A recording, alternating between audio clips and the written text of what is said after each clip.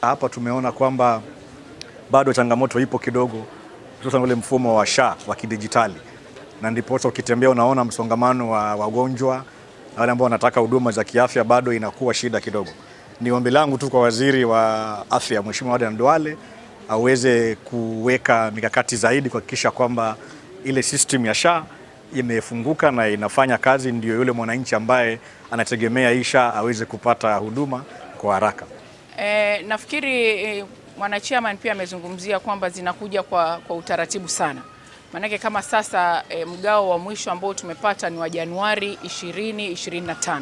Kwa hiyo bado iko miezi kadhaa ambayo bado hatujapata hizo fedha, na ukiangalia mwaka wa kifedha wa serikali unaisha mwezi wa 6. Kwa hiyo hatuna muda mwingi wa kuweza kutumia hizo fedha hata zikija,